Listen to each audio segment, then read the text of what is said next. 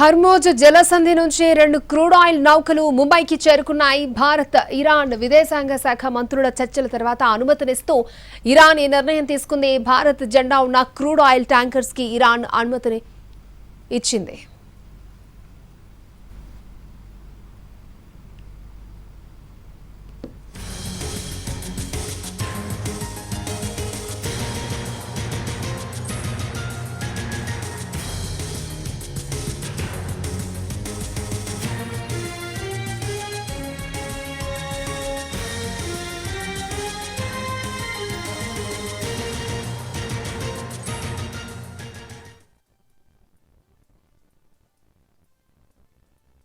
ताकि वहाँ आपको बॉर्डर पार करना पड़ता है, वहाँ भी जो गतिविधियाँ होती है उनके साथ हमारी एम्बेसी उनको मदद कर रही है। और मैं साथ ही साथ ये कहना चाहता हूँ कि जो भी भारतीय नागरिक ईरान से वापस आना चाहता है वो हमारे एम्बेसी हमारे एम्बेसी से वो संपर्क करें। हम लोगों ने एक एडवाइजरी जारी की है खास उन लोगों के लिए जो कि लैंड बॉर्डर से अर्मीनिया और अजरबैजान को पार करके वहाँ से वापस भारत आना चाहते हैं। मैं ये भी कहना चाहता हूं कि तेहरान में जो हमारा मिशन है वो पूरी तरह से कार्यरत है और हमारे भारतीय समुदाय के साथ जुड़ा हुआ है, उनके हित के लिए और उनकी सुरक्षा के लिए।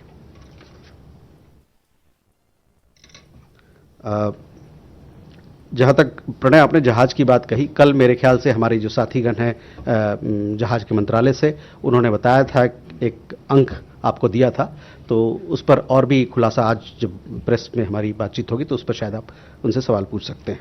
इसके बारे में लेटेस्ट अपडेट मेरे पास नहीं है।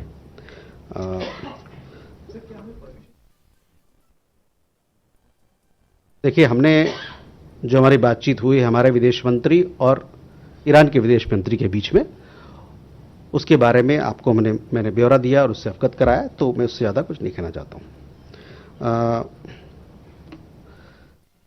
Rishabh, you had a question on Pakistan about the statement that they had made.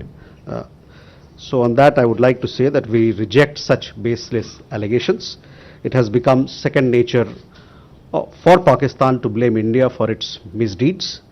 As a state sponsor of terrorism for decades, Pakistan has zero credibility when it comes to cross-border terrorism. No amount of storytelling is going to alter this reality, nor is anyone fooled by Pakistan's assumed victimhood. Here, you had asked about the conversation between Foreign Minister Lavrov and External Affairs Minister. Post the conversation which happened yesterday, if I'm not wrong, we have given details of that conversation where the two leaders shared their perspectives and assessment on the ongoing conflict, and several other issues were also discussed. You can go further. Ayushi.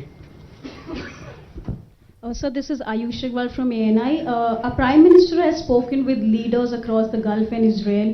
Has India been able to establish any diplomatic communication at the leadership level with Iran after the strikes? And second, does India believe the current escalation could impact regional initiatives such as the IMEC, which was announced in 2023?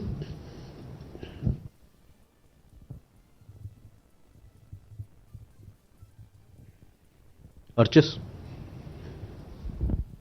Sir, Archis Mohan from Business Standard. During COVID, we had been extremely generous with our smaller neighbors in helping them out.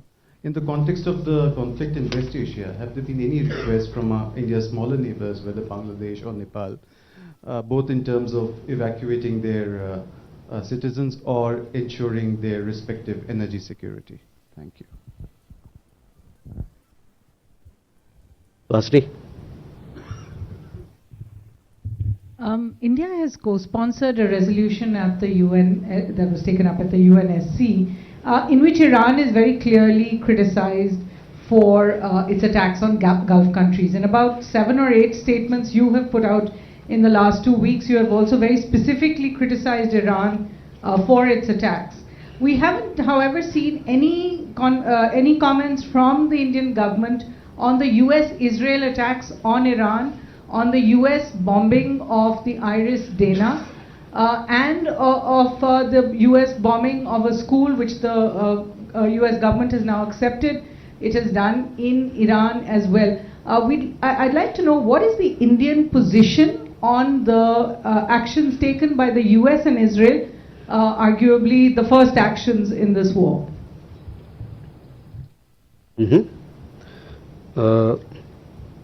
Jessica? Hi, sir. This is Jessica Taneja for Doordarshan Network. So I have two questions.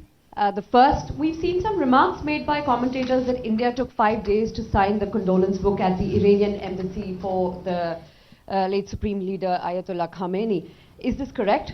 And secondly, Pakistan has expressed some concerns regarding the India-Canada uranium deal that was signed during the time of the visit of the Prime Minister of Canada, Mark Carney. Any comments on that?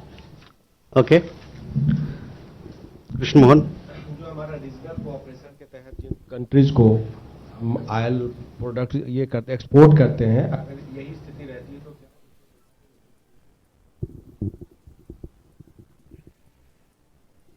Okay, let's Ayushi first come to your question. Our Prime Minister, as you know, that he has spoken to several leaders in the Gulf after the conflict started.